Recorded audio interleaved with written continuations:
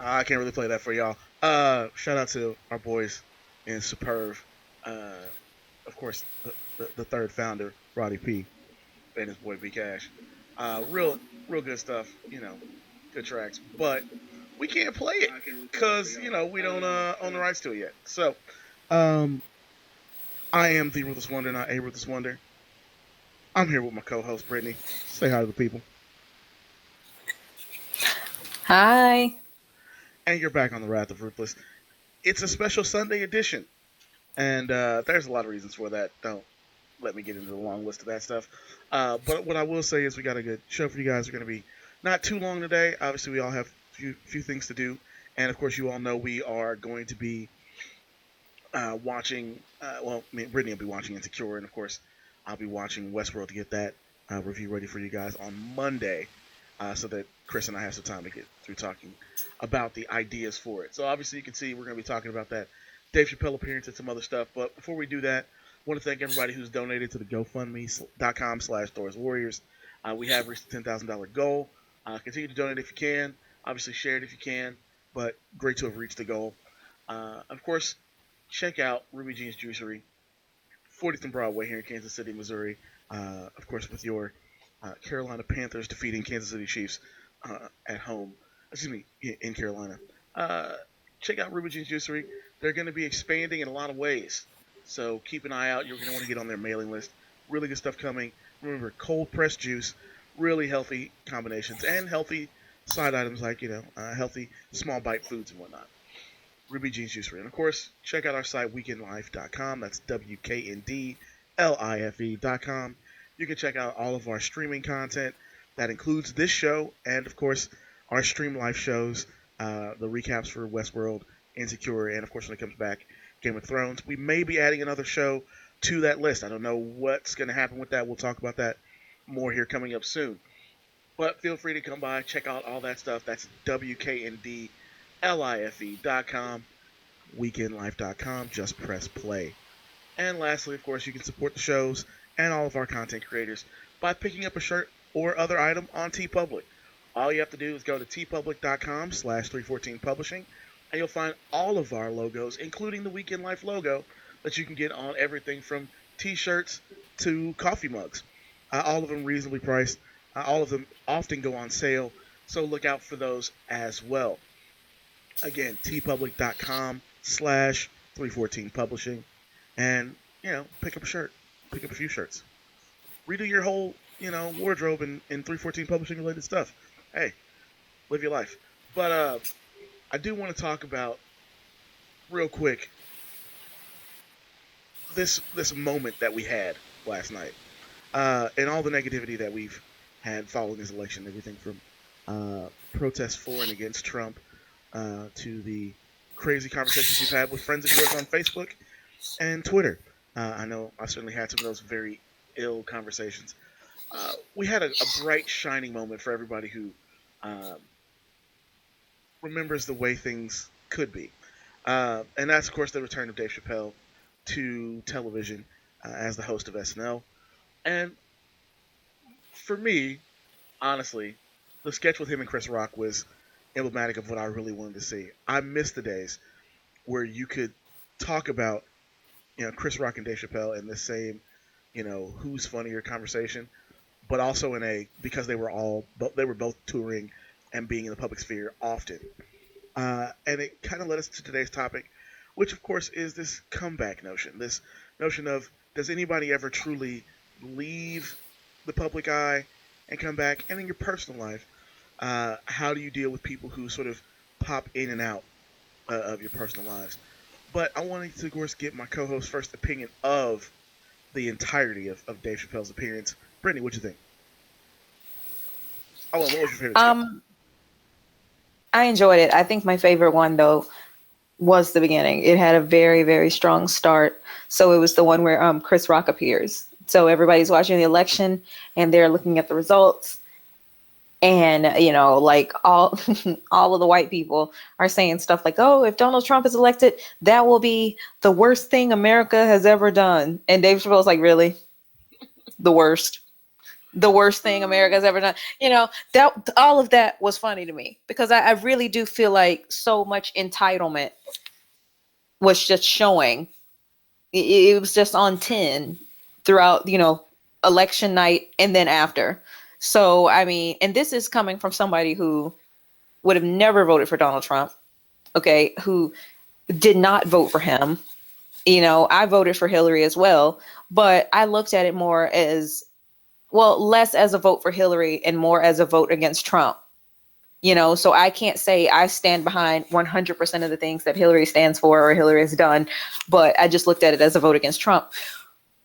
But I was seeing that everywhere, that sense of entitlement and that sense of like denial about America, as if, a Trump presidency, as bad as that would be, and as bad as, I mean, I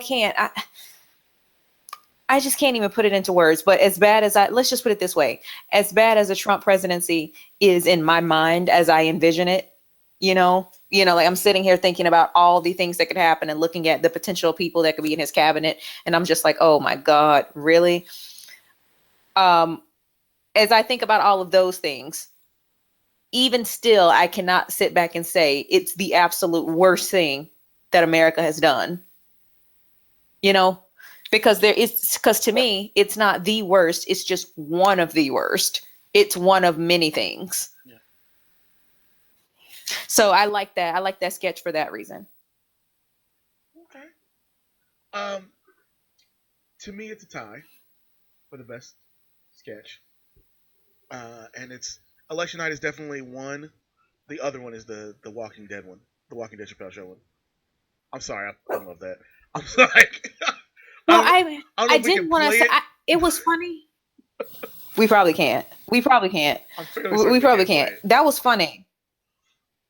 I was dying. I mean, I don't know if we can play it though, because I mean, it's like it seemed funny. I don't watch The Walking Dead. I never watched it, but it was funny because I got to see all of the old Chappelle Show characters come back. Yeah, and that's why I loved it. Like, folks, you need to go on to YouTube and see. I know they have to have it up on YouTube. Oh yeah, because the whole thing is up if you have Hulu. Listen, I know it's on Hulu, and I know it's available from the Saturday Night Live section of the NBC site. But I was just like, yeah, this is hilarious. Like, I have to. I was like, I'm dying. I'm sorry. I'm looking at it right now, and y'all don't understand. Like having literally some of my favorite characters just popping up again. It was like, yeah, it's back. Yeah, it's Chappelle Show for a minute. I was back in Chappelle Show for a moment. I was the same age when he had the his white news desk reporter guy and next to Lil Jon. Like I was dying. I'm sorry. Things killed me. I've loved it every turn. But yeah. I didn't know how much I missed Dave Chappelle on television until I watched Dave Chappelle masterfully work at SNL. That, by all rights, other than his stuff, really wasn't as strong as it normally is. And we're not going to start recapping SNL, so don't worry about that, folks. But like, it was a reminder that like Dave Chappelle isn't just like one of the best comedians alive. He is one of the greatest ever. Because you watch him just work in that environment like it was like Chappelle Show went off the air yesterday. Like it really felt like, all right, this is Dave Chappelle. He's back, and I hope that this show really makes him realize how much he might actually want to, get back truly into all of the things he was doing before with a bit more control, especially with what Kevin Hart's showing with his Laugh Out Loud network. The idea of Dave Chappelle taking and doing his own thing could be interesting. I really don't think he's going to do that. I'm not saying he is going to do the exact same thing, but I'm saying like I think he can see now that there is. No, I'm not saying he's going to do the exact same thing either. I'm just saying I don't think he's going to come back. Like I don't think this is going to have that much of an effect on him as you're talking about. Like I really do not. Just because I think Dave Chappelle is he's very happy with where he is right now. I think he did this because he thought it would be fun. Because I was reading an article yesterday that was saying he was on something a few days before Saturday, that is. And he wouldn't. People were just, he was saying things that made them think, okay, is he honestly going to show up to host? You know, like, is he going to show up to host? Like, they were, those kind of questions were lingering based on the way he was speaking. So I don't really see Dave Chappelle being like, oh yeah, I'm going to jump back into this now. I think he did this because this would be fun and he's going to let us enjoy it. And then he'll come back probably with the special, you know, in a couple years. But I don't think he's going to jump back into the Chappelle show that's not what arena of things. Yeah, that's not what I'm saying. I'm saying in the same way Kevin Hart has decided to do this Laugh Out Loud network where he produces a lot of comedy and does a lot of work in comedy again, like, you know, with younger comedians as well as himself. Like, I feel like that's going to be something where Dave realizes he can engage when he feels like it, as opposed to being forced to constantly, you know, hold up to somebody else's style. He can really do comedy the way he wants to without the filter that he wants to, because that was the other thing that was great about Dave's cold open. His monologue was amazing, mostly because you knew they weren't going to try and censor Dave Chappelle. You knew they were going to let him be Dave Chappelle, and if people got offended, so what? And I think as he, even though he is, I would even say to a degree, annoyed by some of the changes in our culture as things have gone on, I still think that he still likes his ability to talk to a larger audience and to get them to see things a little bit differently. So, like I said, you can feel that way. It's perfectly fine. I don't, you know, discount that feeling.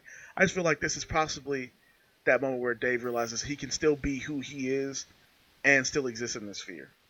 But that's why I'm saying I don't understand that though. That's why I went to where I went, because I'm like, I think he's never had a problem with knowing that. I think he's always known that. I think it was just a matter of, the way I always looked at Dave Chappelle's career was that he was just going to do what he wanted to do. Like, he knows that he's great. Like, why wouldn't he?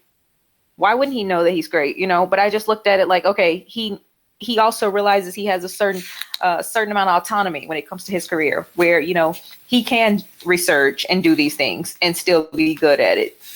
You know, I never felt like that was something he didn't know.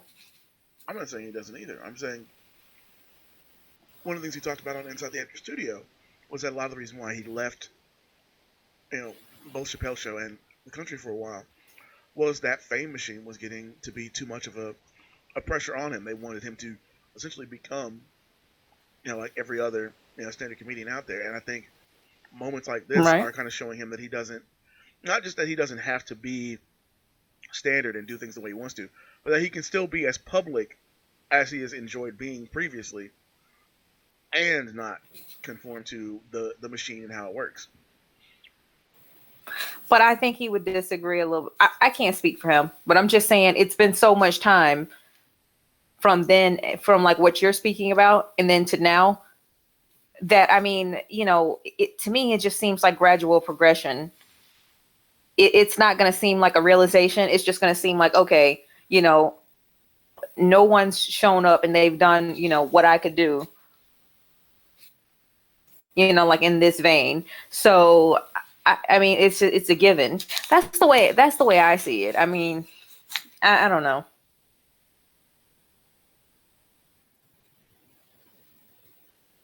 I mean, I look at it from, you know, from Dave's perspective. You got to think, all right, the moment his show was over, they basically had Carlos Mencia do the exact same show with a Mexican slang.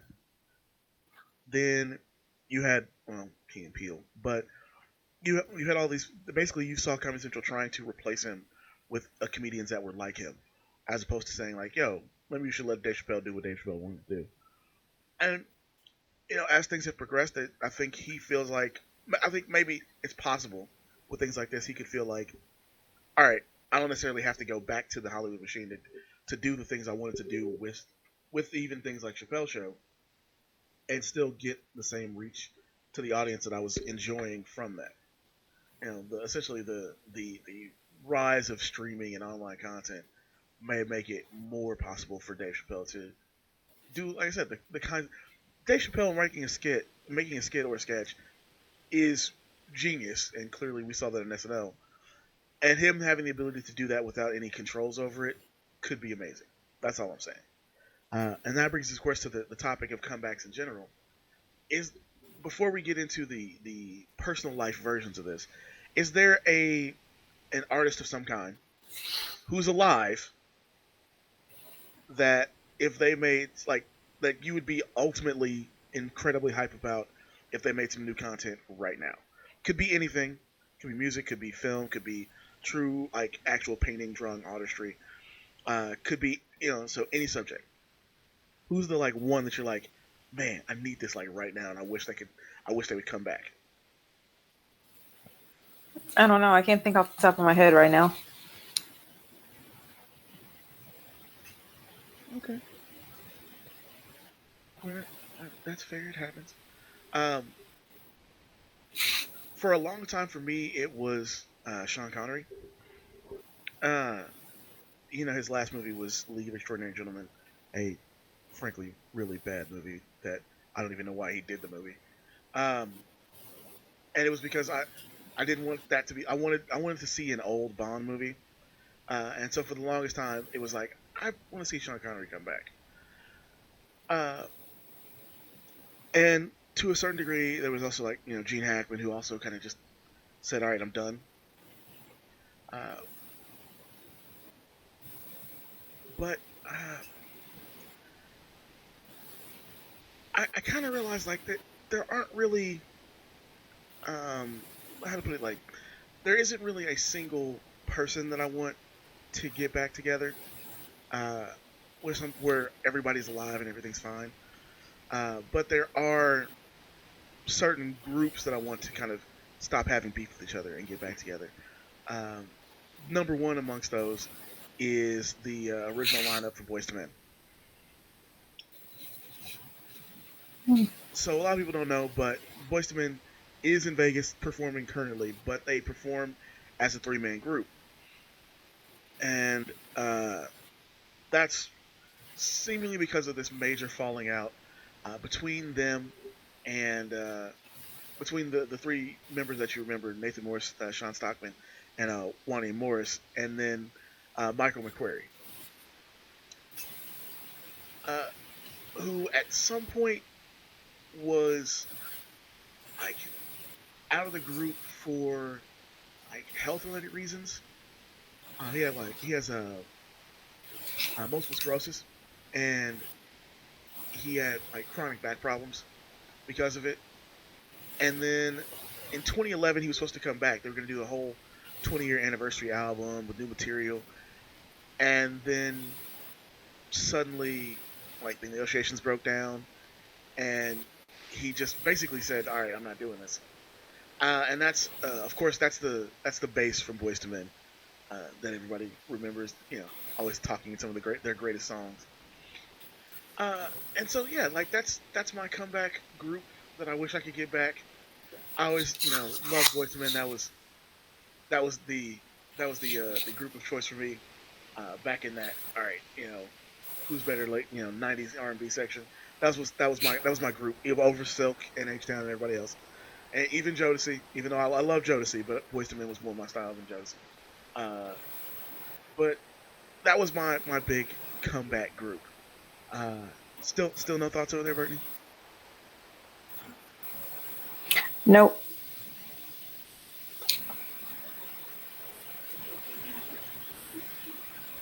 And so with groups like Boys to Men, it's really kind of a tragic situation uh, that these guys who were friends for so many years.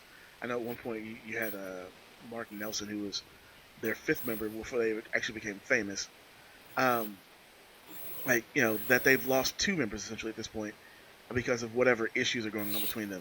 But I think like a Boys to Men album, just like dropping suddenly with all four members back together, that would be my that would be my moment. Like, all right, I got my famous comeback that I really wanted to see.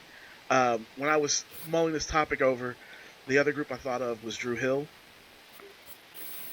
but I don't think Drew Hill's ever gonna go back to the original four, just because I think they basically hate Woody, and he's just he to be fair, he's earned it, but I feel like that's never gonna happen again. I think they did their last album in 2010,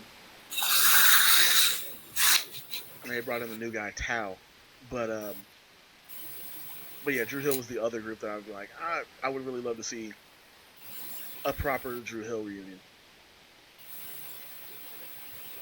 This is weird. I'm trying to find a photo with the new guy in it.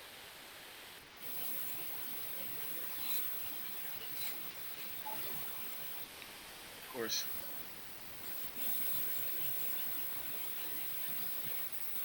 it's not all of it. Everybody remembers classic Drew Hill. And of course, Woody's gone. Nokia's primarily producing these days. And they've got a new member Tal, but they've gone through a lot of changes kind of each iteration of Drew Hill. You had their initial comeback where there were 5 of them, and Woody came back with his basically one of his friends. There's always been that sort of thing. Obviously, there's a lot of artists that have died and we would love to have come back. I'd love to see the original Nirvana back together. You know, uh, there's a few things like that. Sublime reuniting would be awesome as well. Uh, but I want to get away from the celebrity thing and really kind of talk about how do you deal with people who seem to disappear and reappear in your personal life. Um,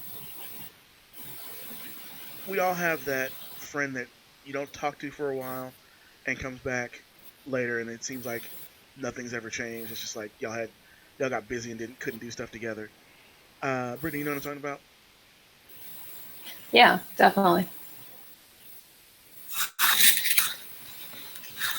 And I'm also talking about those people that like maybe you were friends in high school, maybe you were friends in college, and you kind of, especially before Facebook, you kind of ended up going separate directions and doing things and just kind of lost track of each other, and then you bump into them somewhere or they find you on social media, and you friend back up again pretty heavily.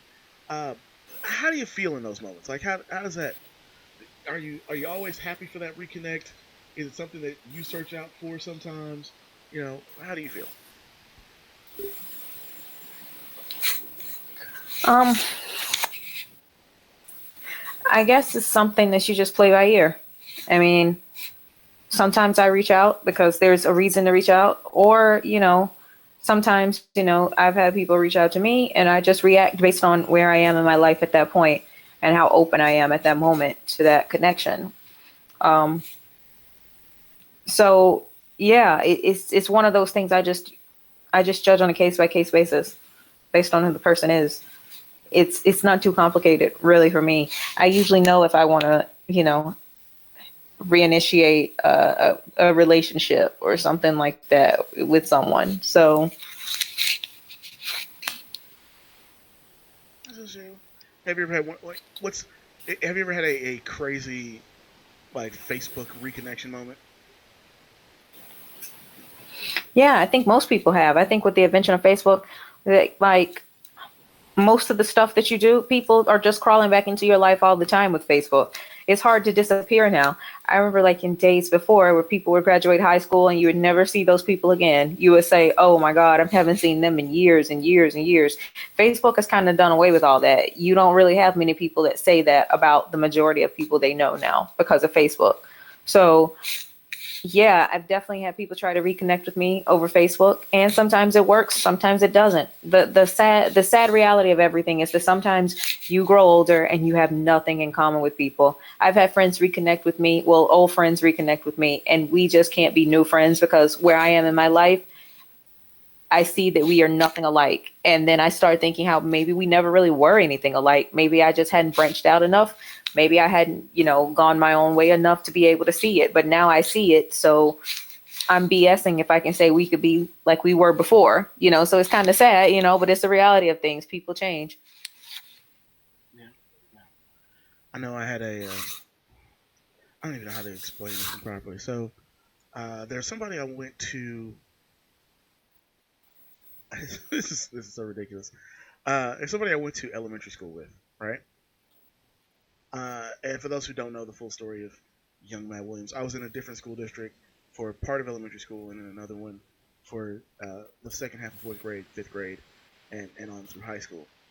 Um, and not only did they send me a friend request, but they also like added me to a group of people from that elementary school. Um, and it was like, oh, okay, cool. And one day they popped up with some crazy all right. It's the people that pop up with the crazy. Abraham Lincoln was secretly black and they're hiding it from you. Um, yeah, yeah. And so I was like, yo, this photo's actually not a real photo. That's what the KKK used to use in the like late '60s and early '70s to like scare black people. And she was like, I do more research than just Google image searches. Like, actually, it has nothing to do with Google image searches. The book it appears in was using it, and that came from the actual KKK pass around. Like, it happened afterwards. And she's like, "How dare you hop on and talk to me about this issue of our history, and not talk about me and my kids?" It's like, oh god, I have one of these people in front of me, and of course, it led to her saying something absolutely outlandish. She said, "Your degrees don't matter. I know what's right." I'm like, well, when you tell me education's stupid and that degrees don't matter, I'm done talking to you. Bye bye and enjoy your ignorance. And it wasn't like that was the only time I've had to deal with that, but it was one of those moments where it's like, yeah, you really can't trust anybody that you refriend on Facebook. They just kind of come out of, well, seemingly everywhere, you know. And yeah, we were friends as kids. I think like I ran into her a couple of times when I was in like high school and later, but in general, I didn't really spend too much time talking most subjects with her. And so when that happened, I was like, yep, we're just gonna basically put all people that I don't actively see in town or run into as I'm out and about. We're just gonna put them all in limbo. They're gonna send them that acquaintances list and just kind of never get out of there. Um, and it happens more often than you think. Uh, Before we kind of get on to the last bit here, and of course we're gonna explain to you guys some things that are coming up with the channel and whatnot before we get out of here. But I wanted to ask you about what do you do with the person that just won't go away? So there are some people that obviously they're just not our cup of tea in a public sense. We're talking celebrities again. In a public sense, that seem to just be everywhere. Um, in our case, in my case at least, one of those people is the person who you've banned her name from being spoken on our show, uh, and I get annoyed every time she comes up in anything because she annoys me. But I wanted to know, like, what do you do to combat the person who you just can't seem to escape because they seem to be involved in everything that annoys you about them?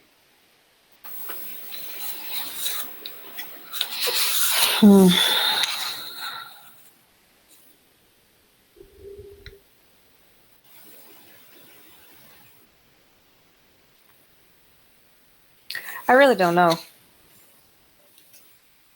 I get annoyed by a lot.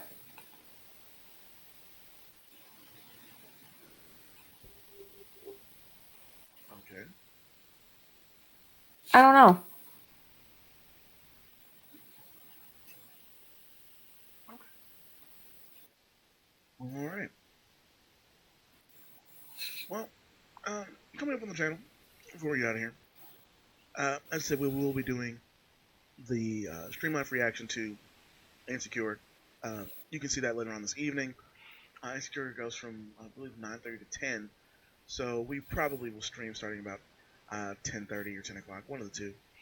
Um, However fast we get done with the episode, and of course, uh, there's a lot of there's been a lot of discussion after that episode. We're gonna try and see if we can get uh, a couple of the other folks from the website. I know Amun watches. I know a couple other folks that watch as well. We're gonna try and maybe invite them in for watching, and then they may stick around for the show. So look out for that. And of course, we have a very happy return to Westworld. I think I got a couple people to come in with that along with me and Chris to do these recaps, and I think you guys will find their perspectives interesting. So look out for, of course, all of those. Look out for next week's show where we're back to our regular time and our regular show length. And for 314 Publishing, Imperial Dreams Productions. Words don't do it justice. Weekends don't do it justice. Myself, the Ruthless Wonder, not a Ruthless Wonder, and of course my co-host Brittany. You have been listening to The Wrath of Ruthless, and we will see you next time.